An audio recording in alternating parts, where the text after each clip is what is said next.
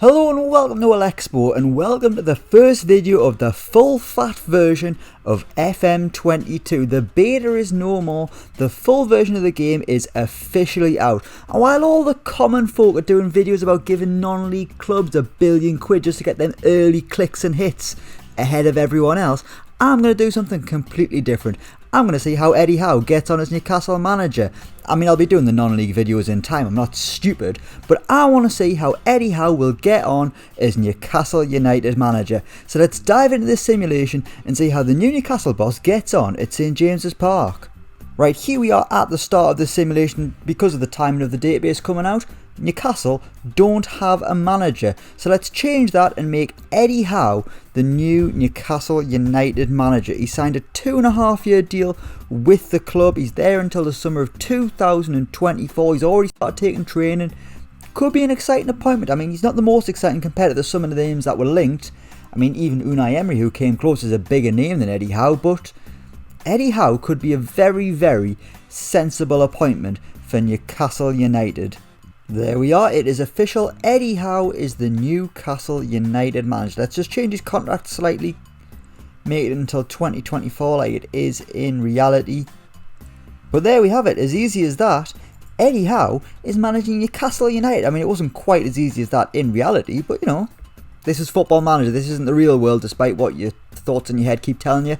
Let's simulate a year into the future. Can Eddie Howe keep this Newcastle team in the Premier League? Will he be able to bring in the players that the Magpies need to actually survive? Is he capable? Can he do it? Let's simulate into the future and see how Eddie Howe gets on at St James's Park.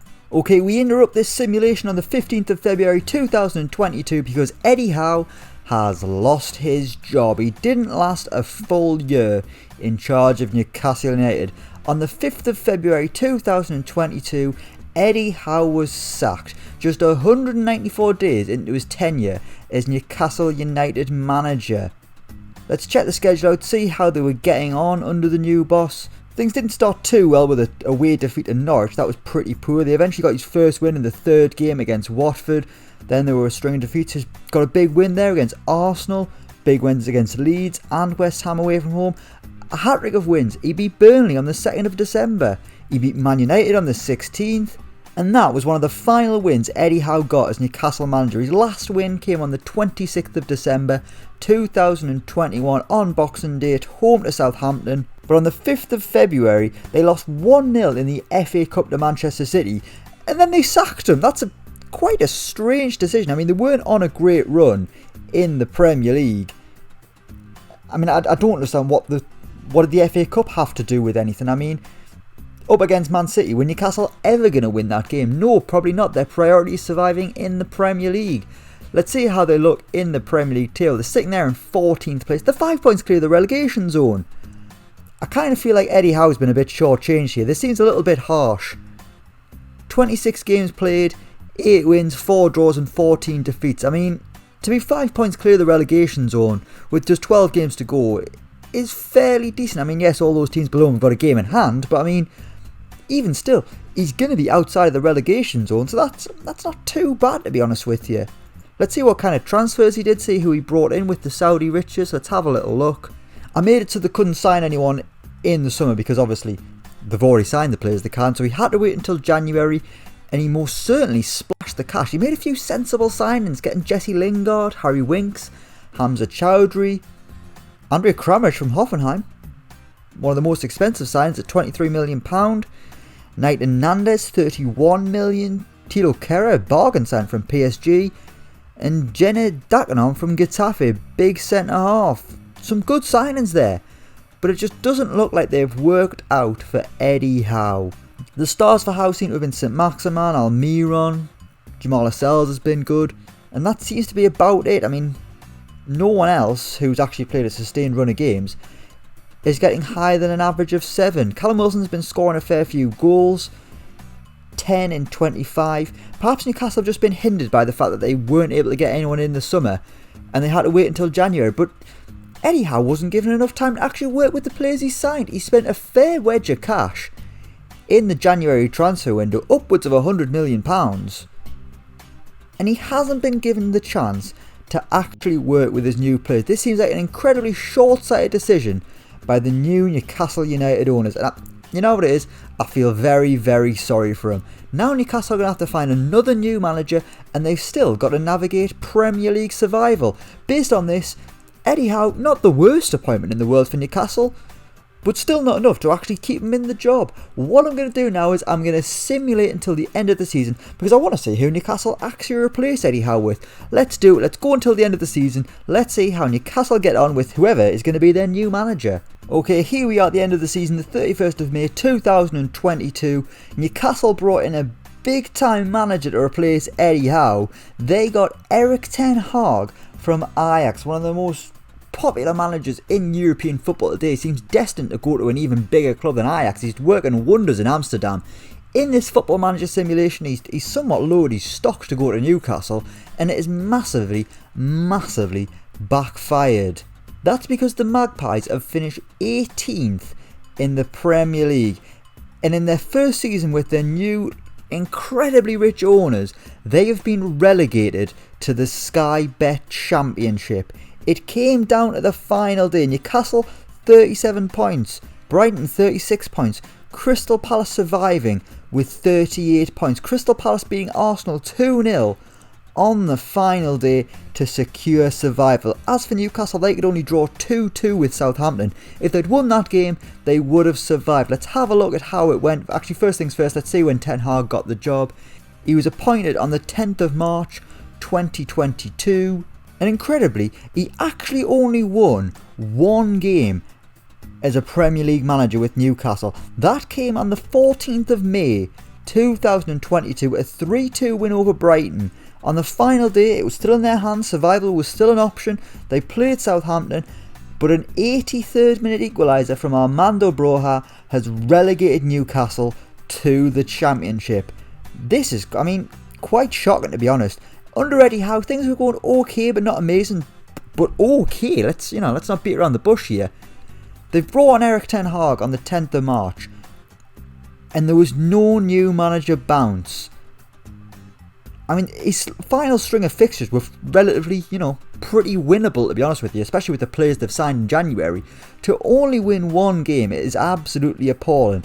In total, Ten Hag has only won 6 points as Newcastle United manager, and that is why they are going down to the Sky Bet Championship. Newcastle have been made fools of. They sacked Eddie Howe. He's still unemployed, no one else has picked him up. He might have another year-long hiatus, he might be that scarred from this experience at St James's Park.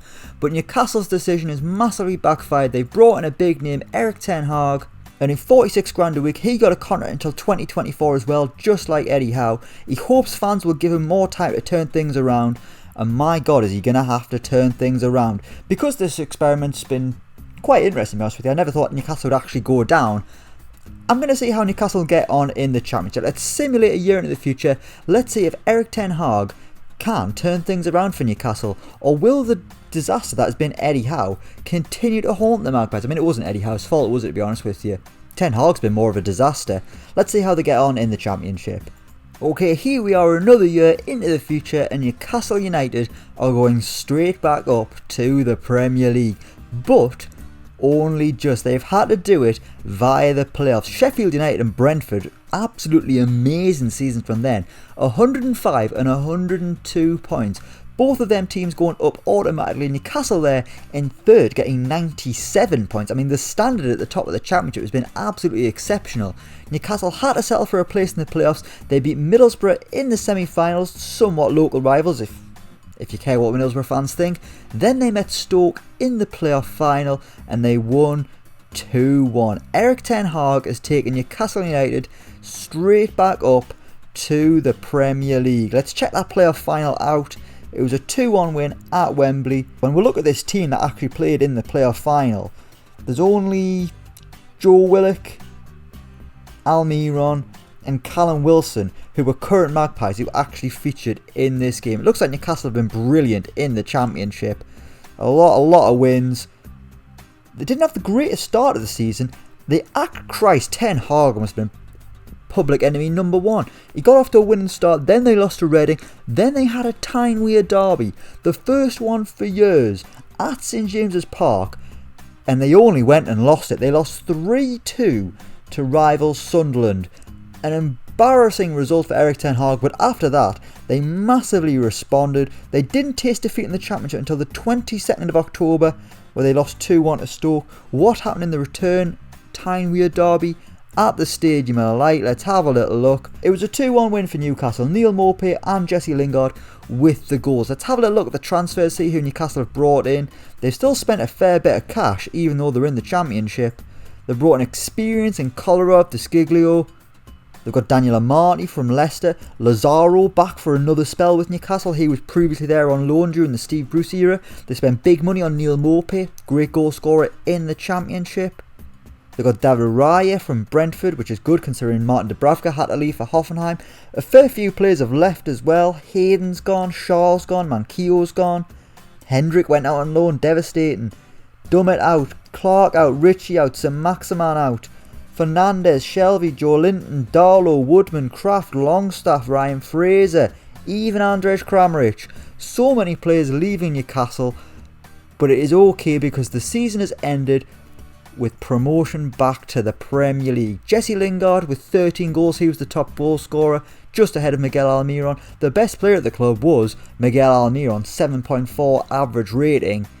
Then you got Brian Gill on loan from Tottenham, he's done well, and so is David Raya, and so is Valentino Lazaro. But it looks like this simulation just hasn't really gone very well at all, has it? I mean, Eddie Howe was doing okay, inexplicably sacked after 194 days. They brought in a big name in Erik ten Hag. That hasn't gone very well either. Fortunately, Ten Hag has taken Newcastle back to the Premier League, and they can finally start to kick on with their new Saudi owners. But based on this, the owners just need to give Eddie Howe a chance. Don't sack him and bring him in a big name, then it'll end even worse. Christ, imagine if they go down to the Championship. Will it happen? Let me know what you think in the comments below. We are going to leave it there. Thank you so much for watching. Let me know what you think of this video down in the comments below. As always, don't forget to like, share and subscribe to Elecspo. And until next time, we will see you around.